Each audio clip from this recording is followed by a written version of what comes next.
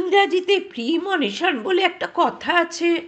দুরাগত বিপদের পূর্বাভাস বা সংকেত অজানিতেই মনের ওপর আস্তে আস্তে চেপে বসে মাকড়সার মতো। শান্তনুরও হলো তাই। মিশমিশে অন্ধকারে চারপাশের অগুন্তি দত্তিদানোর মাঝে কিছুক্ষণ কাটানোর পরেই মনে হলো, কেন মনে হলো তা সে জানে না, কিন্তু মনে হলো কাজটা বুদ্ধিমানের মতো হলো না। তার উদ্দেশ্য অবশ্য মহৎ। করঞ্জাক্ষকে সে মানুষ হিসেবে ভালোবাসে, তার প্রতিভাকে শ্রদ্ধা করে। আর প্রতিভা মানেই খামখেয়ালের লক্ষ্যহীন পথে ঘুরে বেড়াতে ভালোবাসে। কিন্তু করঞ্জাক্ষের খামখেয়াল যে উন্মত্ততায় পরিণত হতে চলেছে, এই সময় তাকে দূরে টেনে নিয়ে যাওয়াই তো প্রকৃত বন্ধুর কাজ।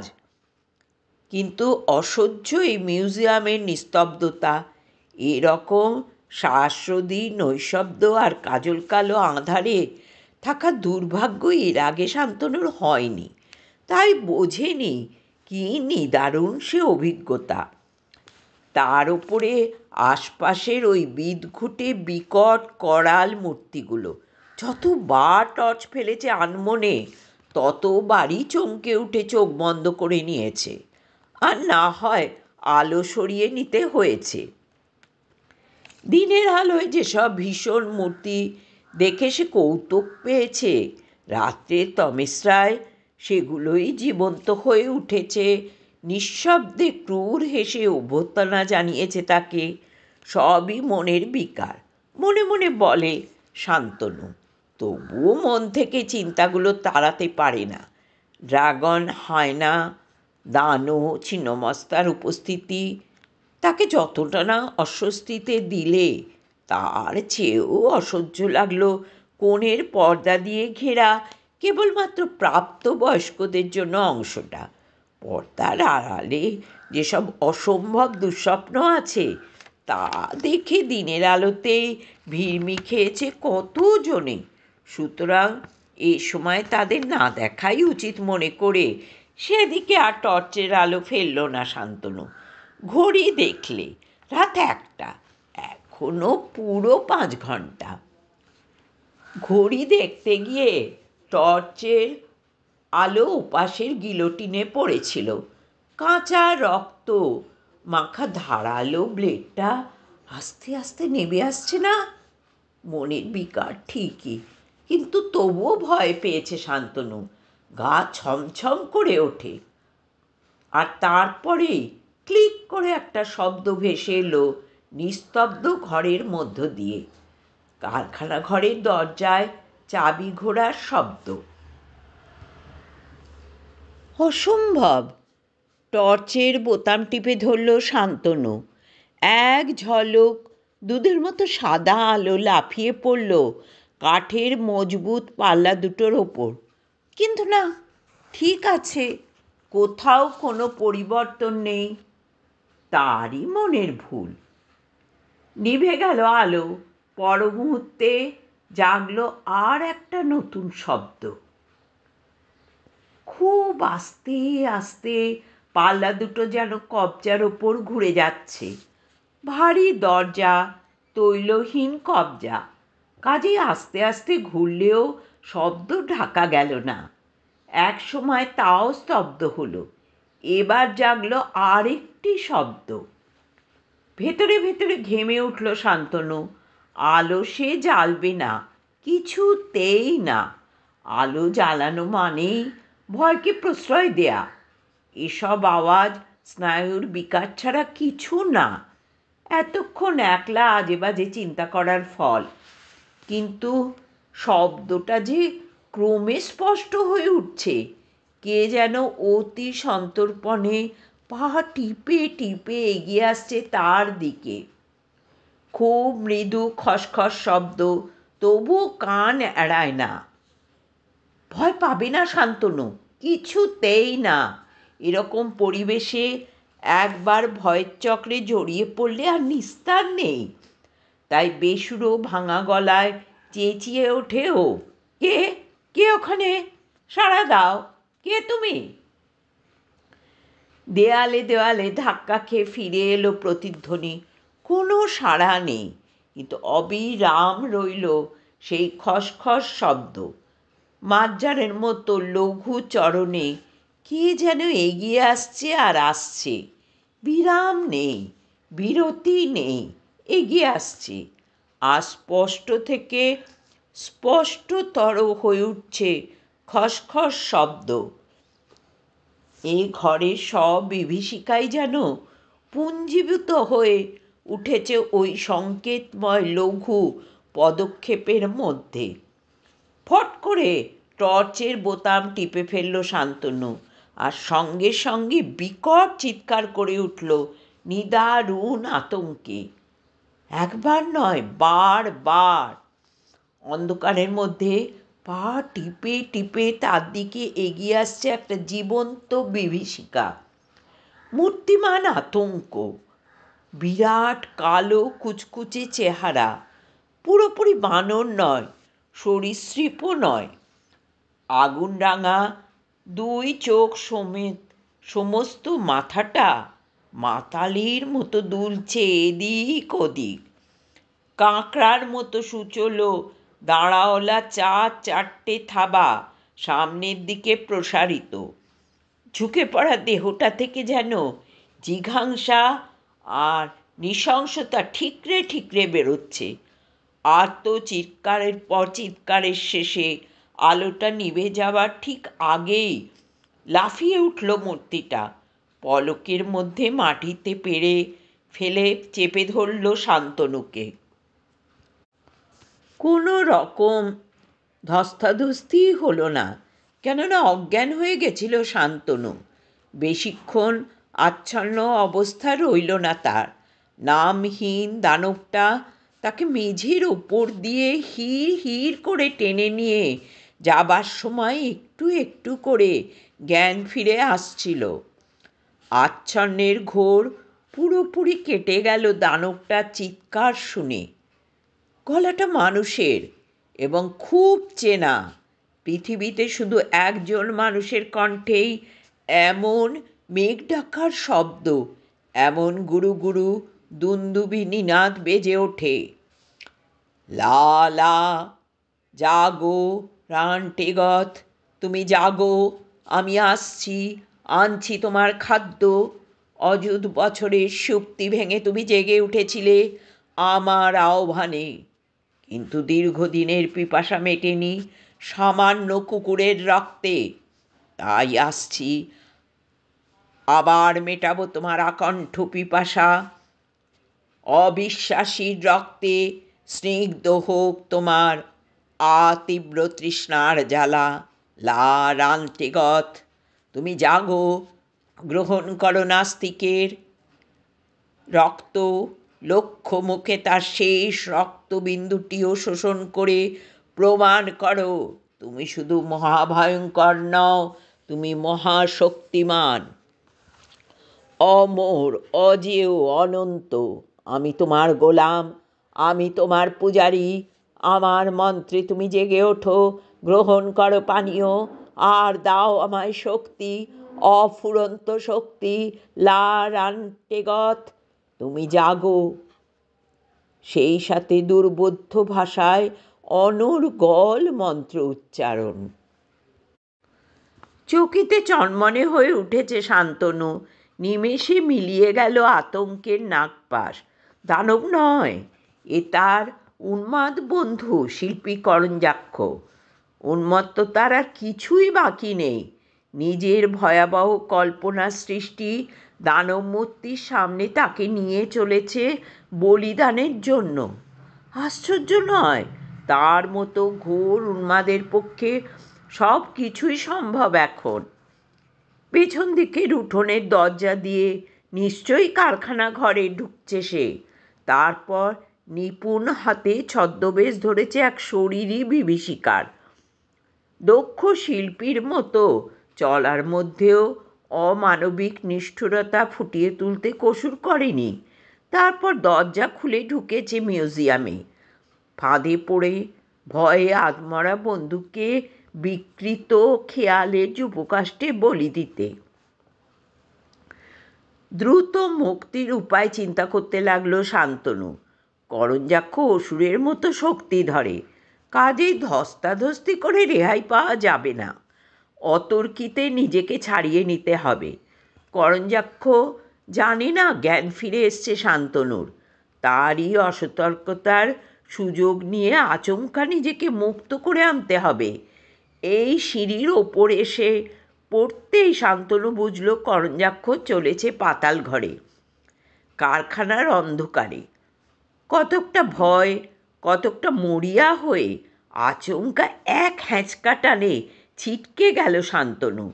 পরক্ষণেই লাফিয়ে পড়ল করঞ্জাক্ষের টুটি লক্ষ্য করে, কিন্তু সে জায়গায় মুখোশ ছাড়া আর কিছুই ছিল না।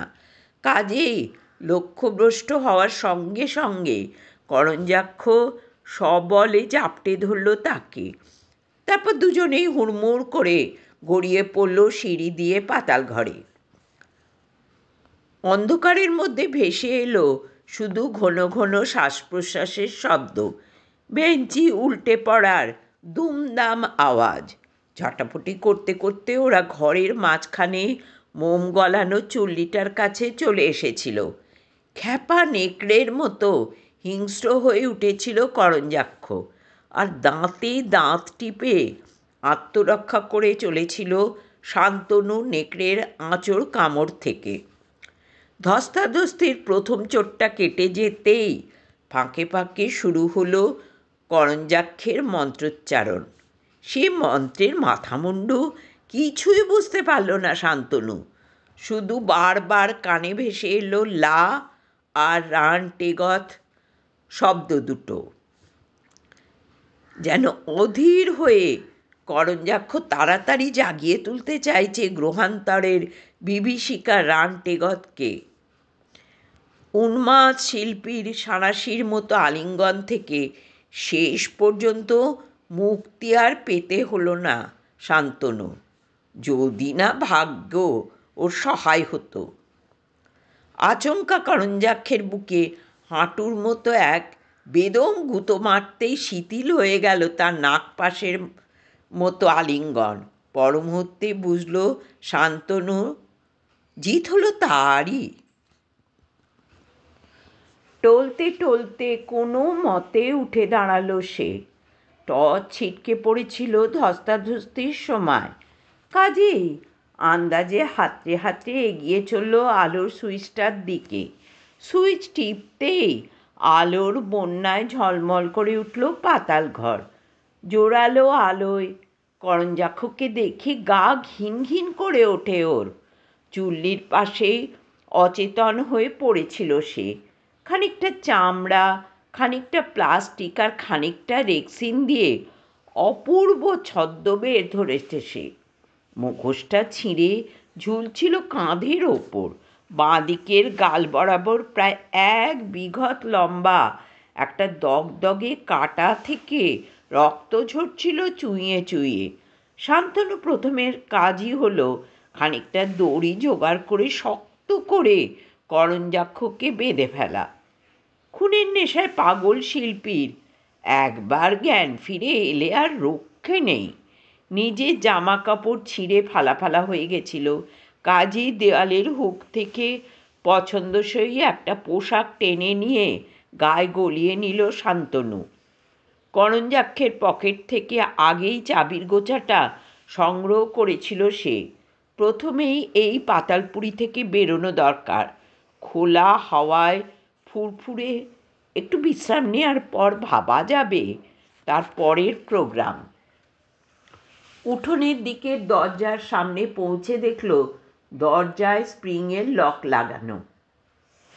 ভেতর থেকে আপনা হতেই খুলে যায়, চাবির দরকার হয় না।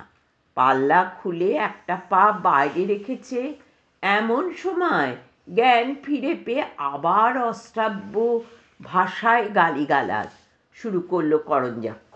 মূর্খ, অ্যাটাচথের জলভূমির কুকুরের চেয়েও অধম। অমর হয়ে যেতে, পবিত্র হয়ে উঠত তোমার দূষিত রক্ত। বিশ্বাসঘাতক, কোথায় পালাচ্ছ তুমি? সাবধান, জাগ্রত হয়েছে রান্টেগতের বিপুল ক্ষুধা। তুমি অথবা কিন্তনুলাল, এই দুই অবিশ্বাসীর একজনকে দিয়ে মেটাবো তার রুধির তৃষ্ণা। প্রথম সম্মান তোমাকেই দিয়েছিলাম আমি, আর এখন তাকে ক্ষুধার্ত রেখে কাপুরুষের মতো পালাচ্ছ তুমি? দিক তোমাকে। লা লা, জানো কিভাবে অমর করে রাখতাম তোমায়? চুল্লিটা দেখেছ? আগুন জ্বালাবার আয়োজন সম্পূর্ণ। গামলাতে মোম তৈরি, যেভাবে অনেক জীবন্ত প্রাণীকে মোমের পুতুলে রূপান্তরিত করে দিয়েছি আমার মিউজিয়ামে, ঠিক সেইভাবেই রাখতাম তোমায়। হা হা হা হা। বড় যে ব্যঙ্গ করতে। আমার সব মূর্তি নাকি নিছক মোমের পুতুল ছাড়ার কিছু না। তোমাকে ওই রকম একটা পুতুল বানিয়ে রেখে দিতাম। চুল্লিতে শুধু আগুন জ্বালতে বাকি ছিল। আগুন জ্বালার পর মোম গলে যখন টলটলে হয়ে উঠত, তখন তোমার চেহারা ওই কুকুরটার মতো চেপটে থেঁতলে ঝাঁঝরা হয়ে উঠত। তখন রেখে দিতাম তোমায় অমর করে মোম দিয়ে। আমাকে বড় দরের শিল্পী বলতে তুমি। আর শুধু বলা নয়, উপলব্ধি করতো তোমার প্রাণহীন দেহ প্রতিটি রোমকূপ দিয়ে। মোম, গলা মোম ঝরে ঝরে পড়ত প্রতিটি রোমকূপে, দেহের প্রতিটি ইঞ্চিতে। লা লা। তারপর সারা দুনিয়া তোমার চেহারাটার দিকে তাকিয়ে অবাক হয়ে ভাবত, কি আশ্চর্য ভয়ঙ্কর কল্পনার অধিকারী শিল্পী করঞ্জাক্ষ। হা হা হা হা হা। তোমার পরেই আস্ত কিন্তনুলাল। এইভাবেই একে একে ভরে উঠত আমার মোমের মিউজিয়াম। আহাম্মক, এখনো বুঝি ভাবছ মূর্তিগুলো নিছক কল্পনার সৃষ্টি, স্রেফ মোমের পুতুল? মূর্খ। তাই তোমাকে দিয়েই প্রমাণ করতাম যে তা নয়। স্পিরিটে ডুবিয়ে যেমন কীট পতঙ্গকে সংরক্ষণ করে বিজ্ঞানীরা, তেমনি মোমের গলিত গরম ধারায় স্নান করিয়ে আমার পছন্দসই মানুষের দেহও আমি জিইয়ে রাখতে পারি। যেসব জায়গায় আমি গেছি আর যেসব জিনিস এনে সাজিয়ে রেখেছি মিউজিয়ামে, তা তোমার মতো অবিশ্বাসী কল্পনাতেও আনতে পারবে না। কাঠের দরজার ওপাশে যে মূর্তিমান আতঙ্কটি অপেক্ষা করছে বলিদানের, তার সামনে যাওয়া তো দূরের কথা। তার ভয়াল রূপ পরিপূর্ণভাবে তোমার কল্পনায় ফুটে উঠবার চিরতরে বিফল হয়ে যাবে তোমার হৃদযন্ত্র। লা লা। জাগছে আমার দেবতা রান্টেগত। ক্ষুধার্ত সে, চাই রক্ত, চাই জীবন। দেয়ালের গা ঘষ্টে খাঁড়া হয়ে বসল করঞ্জাক্ষ। তারপর বাঁধা অবস্থাতেই দুলতে লাগলো সামনে পেছনে। শান্তনু, শোনো, আমাকে ছেড়ে দাও, দোহাই তোমার। আমি যে তার পূজারী। তোমাকে যে সম্মান দিতে চেয়েছিলাম, তা যখন তুমি প্রত্যাখ্যান করলে, তখন কিন্তনুলাল হবে তার উত্তরাধিকারী। তারপর তার মৃত্যুর পর তার ফুটো ফুটো রক্তশূন্য দেহটা নিয়ে সাজিয়ে রেখে দেব আমার মিউজিয়ামে। আমাকে ছেড়ে দাও, বিনিময় দেব তোমায় অসামান্য শক্তি, যে শক্তি রান্টেগথের কাছ থেকে পাবো আমি। লা লা। ছেড়ে দাও, ছেড়ে দাও, আমায় খুলে দাও আমার বাঁধন। ক্ষুধায় ছটফট করছে আমার দেবতা। এই ক্ষুধা অতৃপ্ত থেকে গেলে আর সে ফিরে আসবে না, আর কোনো দিন সাড়া দেবে না আমার ডাকে। লা লা। ছেড়ে দাও শান্তনু। হা হা হা। ঘোর উন্মাদ। শান্তনু অবাক হয়ে যায়। যে এরকম অবস্থাতেও করঞ্জাক্ষের দুর্বার কল্পনাশক্তি দুরন্ত উচ্চৈঃস্রবার মতো দুর্মর বেগে টগবগিয়ে ছুটে চলেছে। কুলুপাটা পুরো দরজাটার দিকে বড় বড় চোখে উদ্ভ্রান্তের মতো তাকাচ্ছিল করঞ্জাক্ষ, আর সমানে মাথা ঠুকছিল ইটের দেয়ালে। নিষ্ফল আক্রোশে দড়ি বাঁধা জোড়া পা ঠুকছিল মেঝের ওপর। মাথা ফাটিয়ে শেষকালে রক্তারক্তি কাণ্ড না করে ফেলে, তাই তাড়াতাড়ি শান্তনু এগিয়ে গেল তাকে শক্ত করে কোনো খুঁটির সাথে বাঁধার জন্য। কিন্তু ওকে এগোতে দেখে গড়িয়ে গড়িয়ে সরে যেতে লাগলো করঞ্জাক্ষ, আর শুরু হলো অশ্লীল গালিগালাজ, সেই সাথে দুর্বোধ্য মন্ত্র উচ্চারণ। কোনো মানুষের কণ্ঠে যে এরকম অমানুষিক চিৎকার, এরকম দামামা নিনাদ বেরোতে পারে তা না শুনলে বিশ্বাস করতো না শান্তনু। এরকম অবস্থা বেশিক্ষণ চললে পাগলা গারদে খবর দিতে হবে না, তারা নিজেরাই ছুটে আসবে। যাই যাই ইকা বাভো ই রান্টে ঘথ, জুলুফান ইয়াই ইয়াই ইয়াই রান্টে গথ। গড়াতে গড়াতে তালা আটা দরজার সামনে পৌঁছে গেছিল করঞ্জাক্ষ। এখন শুরু হলো দরজার ওপর মাথা কোটা।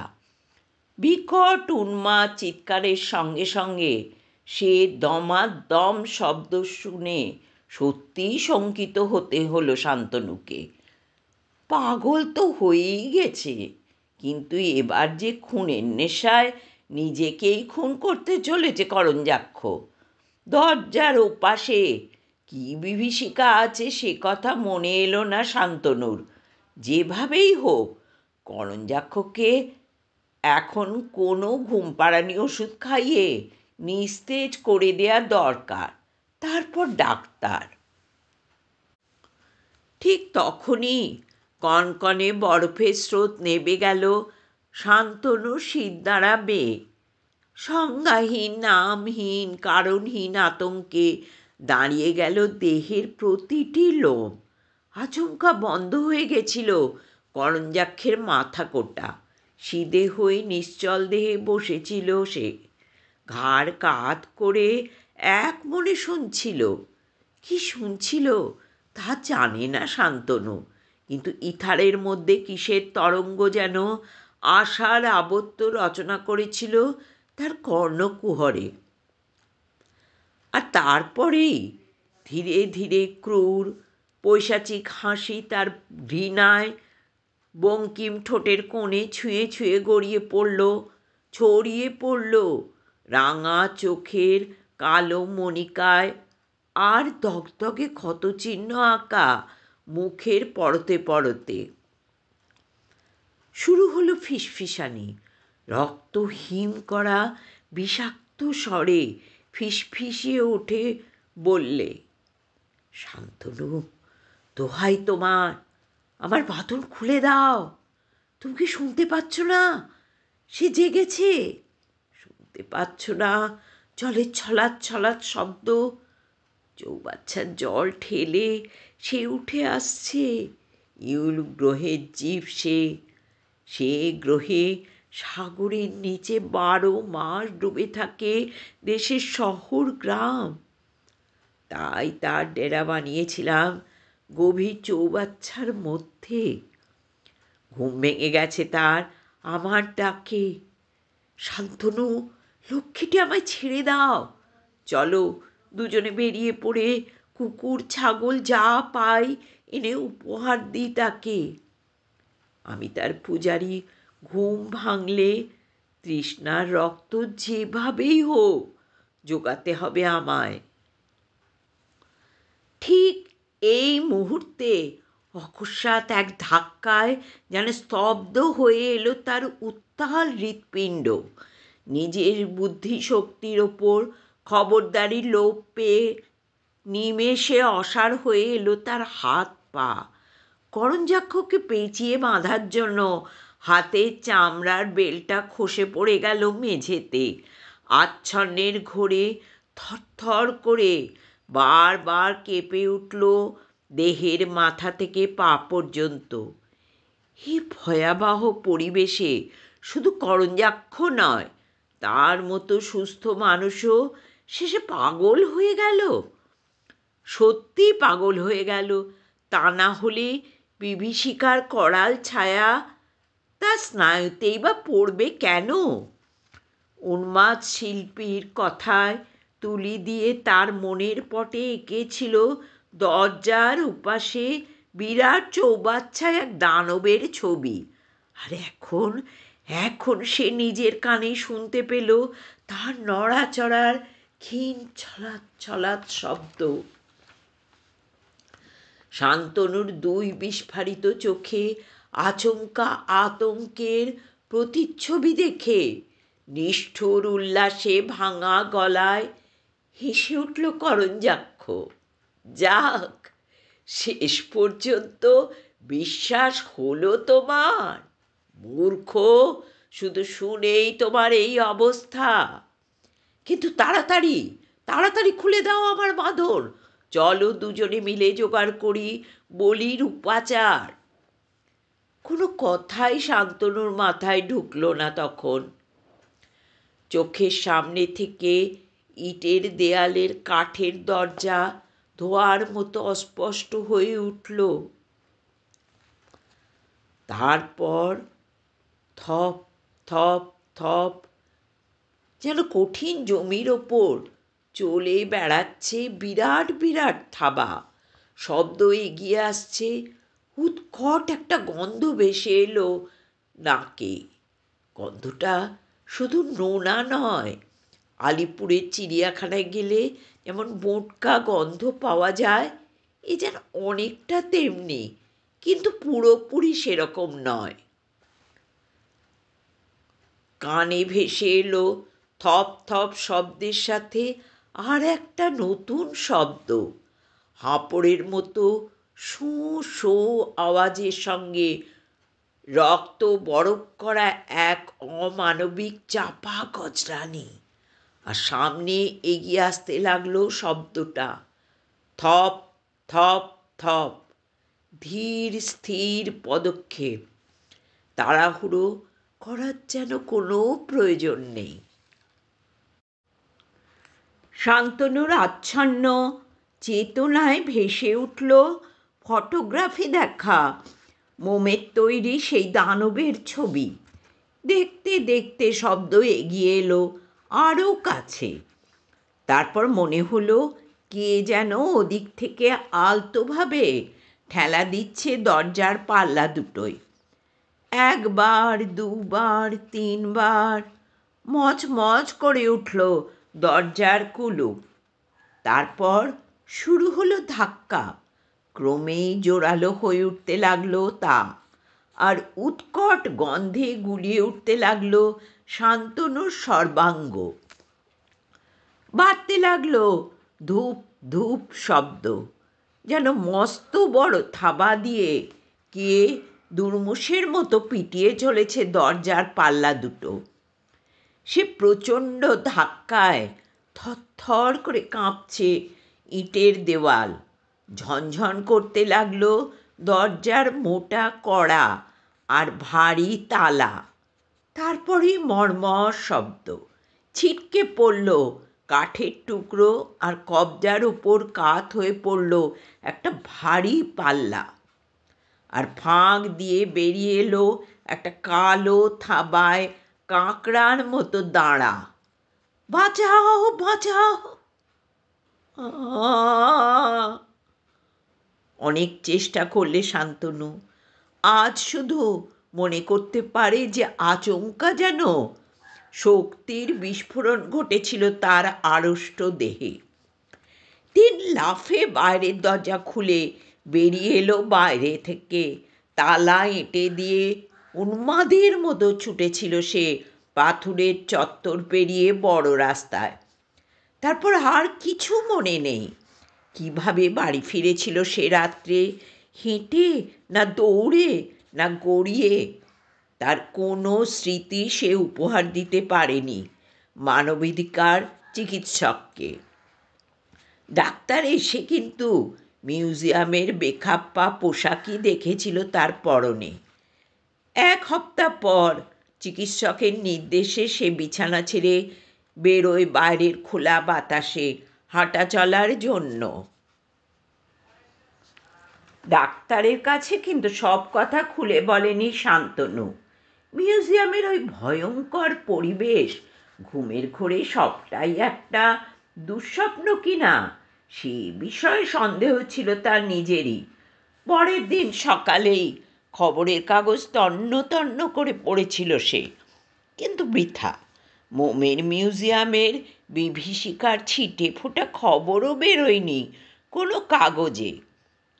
তাইতেই সন্দেহ তার বেড়েছে বই কমেনি। পৃথিবীর মরুদ বোম পেরিয়ে গ্রহান্তরে যে বিভীষিকার কল্পনা শুধু করঞ্জাক্ষের উর্বর মস্তিষ্কেই এসেছিল, তারই সৃষ্টি শিল্প ছবি দেখেই হয়তো সমস্ত ঘটনাটা মনে মনে সাজিয়ে নিয়েছে সে। আর মিশমিশে অন্ধকারে ভয়াবহ মূর্তিগুলোর মধ্যে বসে বারবার সেই কল্পনাকে প্রশ্রয় দেওয়ার ফলেই মনের আকাশে ফুটে উঠেছে চলচ্চিত্রে ছবির মতো ঘটনাপ্রবাহ। এও একরকম মনোবিকার, করঞ্জাক্ষের সম্মোহনী সান্নিধ্য বর্জনীয়ের একমাত্র উপযুক্ত চিকিৎসা। তবুও দিন 15 ও মুখ হওয়ার সাহস হয়নি শান্তনুর। শরীর আর মন বেশ সুস্থ হয়ে উঠেছে। একদিন সে গুটি গুটি বেরিয়ে পড়ল মিউজিয়ামের দিকে। এসেছিল দিনের বেলায়, যখন দোকান পসারিতে লোকজন আর পথে ঘাটে যানবাহনের ভিড়। ওই ঘটনার পর থেকে সন্ধে নামলেই গা ছমছম করত ওর। ফটকে ওকে দেখে লম্বা সেলাম ঠুকলে করঞ্জাক্ষের ভোজপুরি দারোয়ান। মিউজিয়ামের ভেতরে ঢুকতে কর্মচারীরা ওকে দেখে নমস্কার করে কুশল জিজ্ঞাসা করলে দুরু দুরু বুকে শান্তনু ভাবল, করঞ্জাক্ষের সঙ্গে কারখানায় দেখা করাটা কি উচিত হবে? এমন সময় হাসি মুখে এগিয়ে এলো কৃন্তনুলাল। হাসিটা কিন্তু নির্মল নয়, খানিকটা কৌতুক, খানিকটা বিদ্রূপ যেন প্রচ্ছন্ন রয়েছে তাতে। বললে, নমস্কার, ভালো আছেন তো? করঞ্জাক্ষবাবুর সঙ্গে আপনার দেখা হয়েছে? হয়নি? আশ্চর্য, হঠাৎ জরুরি কাজে বোম্বাই চলে গেছেন তিনি। কবে ফিরবেন কোনো ঠিক নেই। আমার ওপরই সব দেখাশুনোর ভার পড়েছে। বাধ্য হয়ে অর্ডারগুলো সাপ্লাই করতে হচ্ছে আমায়। উত্তরে বিড়বিড় করে কতগুলো অসংলগ্ন প্রশ্ন করল শান্তনু। শুনে মুচকি হাসল কৃন্তনুলাল। বলল, 28 তারিখে তো? সেদিন অনেক রাত পর্যন্ত কাজ চলেছিল কারখানায়। করঞ্জাক্ষবাবুকে তো চেনেন। হঠাৎ উদ্ভট খেয়াল হলো একটা বিদঘুটে মূর্তি করবেন। বলা যায়, যেমন বলা তেমনি কাজ। কাজ পেলে তো নাওয়া খাওয়া ভুলে যান। কাজও তো কম ঝামেলার নয়। অনেক রাসায়নিক কাণ্ড কারখানা করার পর তবে একটা মূর্তি দাঁড়ায়। আওয়াজ টাওয়াজও হয় খুব। তাই নাকি সে রাত্রে বাইরের রাস্তায় কয়েকজন নানা রকম আওয়াজ শুনেছে কারখানার মধ্যে। কয়েকবার পিস্তল ছোড়ার শব্দও শোনা গেছে। মজা দেখুন। আমি তো পরের দিন সকালে এসে জিনিসপত্র ছত্রাকার দেখলাম। গুছোতে কম ঝামেলা হয়েছে। সেই দিনই হঠাৎ খবর পেয়ে রওনা হলেন উনি। মূর্তিটা আমরা কোনো রকমে সেরে ফেললাম, কিন্তু বিপদ হলো মিউজিয়ামে রাখা নিয়ে। যদিও বড়দের অংশই রেখেছি, তবু প্রথম দিনেই একজন ভদ্রমহিলা মূর্তির সামনে অজ্ঞান হয়ে গেলেন। দ্বিতীয় দিনে একজন মৃগী রুগীর এমন খিঁচুনি শুরু হলো যে শেষ পর্যন্ত অ্যাম্বুলেন্স ডাকতে হলো আমাদের। তৃতীয় দিনে পুলিশ এসে হানা দিলে, দেখে শুনে তারা হুকুম দিলে এরকম বীভৎস জিনিস নাকি পাবলিকের সামনে রাখা হবে না। কি অন্যায় বলুন তো? আর্ট ফর আর্ট সেক, সেখানেও মাতব্বরি। করঞ্জাক্ষবাবু ফিরে এলেই কোর্টে শরণাপন্ন হব। শান্তনু শুধু হাঁ করে শুনছিল, কথা বলার শক্তি ছিল না। একবার ভাবল, না আর না, এবার পালানো যাক। কিন্তু কীর্তনলাল তাকে এমন সমাদর করে নিয়ে চললে নতুন মূর্তিটা দেখানোর জন্য যে এখন যাওয়ার প্রশ্ন তোলা চলে না। উচ্ছ্বাসের সঙ্গে বোঝাচ্ছিল কীর্তনলাল। বাহাদুরি আছে বটে করঞ্জাক্ষবাবুর, কোনো ভিনদেশের কয়েকটি অতিকায় দানব, তাই থেকে এই কল্পনার সৃষ্টি। মূর্তিটার নাম দিয়েছে রানটেগত আর আত্মনিবেদন। থরথর করে কেঁপে উঠল শান্তনু, কিন্তু সেদিকে ভ্রুক্ষেপ নেই কীর্তনলালের। ওরা এসে দাঁড়ালো পর্দা দিয়ে ঘেরা রেলিংয়ের বেড়া দেয়া একটা কোণে। পর্দা সরাবার দড়িতে হাত দিল উৎসাহী কীর্তনলাল। শিউরে উঠলেও তাকে নিষেধ করার মতো কথা ফুটল না শান্তনুর কণ্ঠে। ধীরে ধীরে সরে গেল পর্দা, আর সজোরে রেলিং আঁকড়ে ধরলেও মাথা ঘুরে গেল শান্তনুর। সাদা হাড়ের তৈরি আশ্চর্য কারুকাজ করা প্রকাণ্ড একটা সিংহাসন, ওপরে সামনের দিকে সামান্য ঝুঁকে পড়ে ওঁত পেতে বসে পুরো 10 ফুট উঁচু বিশাল এক অসম্ভব বিভীষিকা। 6টা কিলবিলে সুরের মাঝের দুটিতে ধরা একটা থ্যাতলানো চ্যাপ্টা বিকৃত রক্তশূন্য বস্তু। লক্ষ লক্ষ ছেঁদায় ঝাঁঝরা জিনিসটার কয়েক জায়গা পুড়ে গেছে উগ্র অ্যাসিড জাতীয় পদার্থে। ভাঙা মাথাটা ঝুলছিল একদিকে। শুধু এই মাথা দেখেই বোঝা যায় যে একসময় মানুষ বলেই পরিচিত ছিল এই লক্ষ ছিদ্রময় বস্তুটি। ফটো দেখেছে শান্তনু, ফটোগ্রাফের মতোই হুবহু দেখতে সামনের ভয়াল দানবটি। কিন্তু তবুও সত্যিকারের মোমের দানবটির রক্ত হিম করা ভয়াবহতা পরিপূর্ণভাবে ফুটে ওঠেনি ছবির মধ্যে।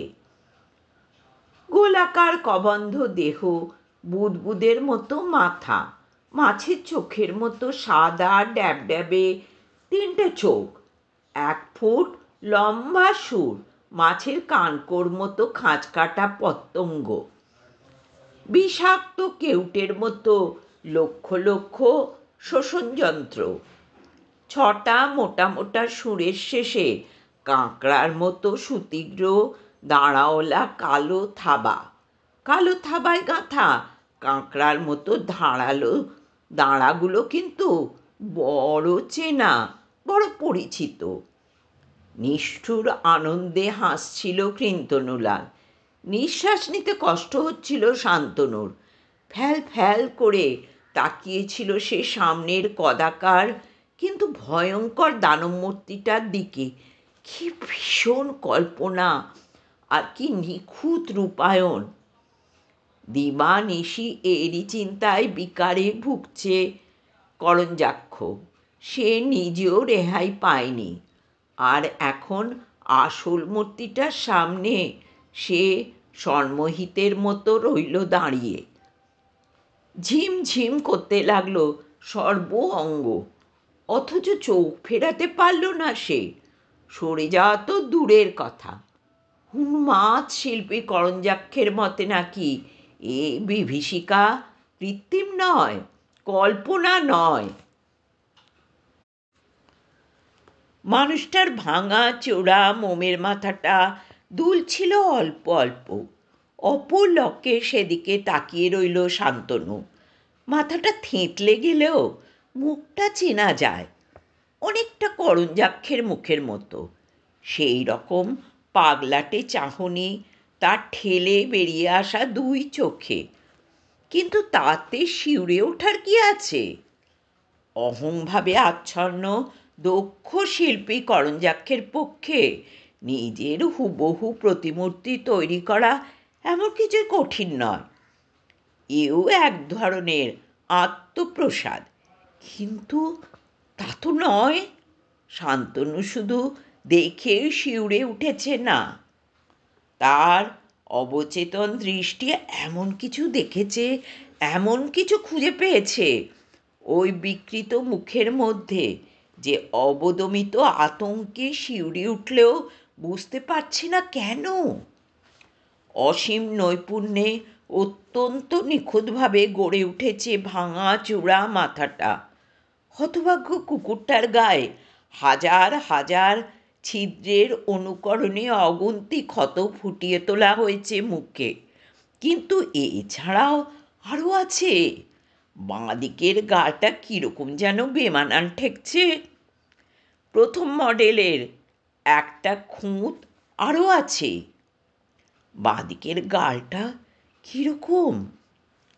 শিল্পী কোনো রকমে ঢেকে দেওয়ার চেষ্টা করেছে। সৃষ্টি নিখুঁত হলেও তাই যেন হয়নি।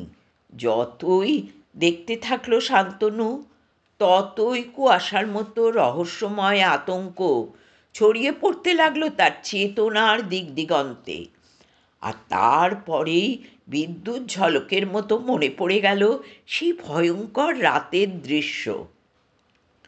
ধস্তাধস্তির পর হাতে পায়ে দড়ি বেঁধে উন্মাদ করঞ্জাক্ষকে সে ফেলে রেখেছিল কারখানা ঘরের মেঝেতে। আর তার বাঁ দিকে গাল বরাবর এক বিঘত লম্বা ক্ষত থেকে চুইয়ে চুইয়ে ঝরছিল রক্তের ধারা। রেলিংয়ের ওপর থেকে শান্তনু শক্ত মুঠি শিথিল হয়ে গেল। জ্ঞান হারিয়ে লুটিয়ে পড়ল মেঝের ওপর। কিন্তু তখনও হাসছে কিন্তনুলাল।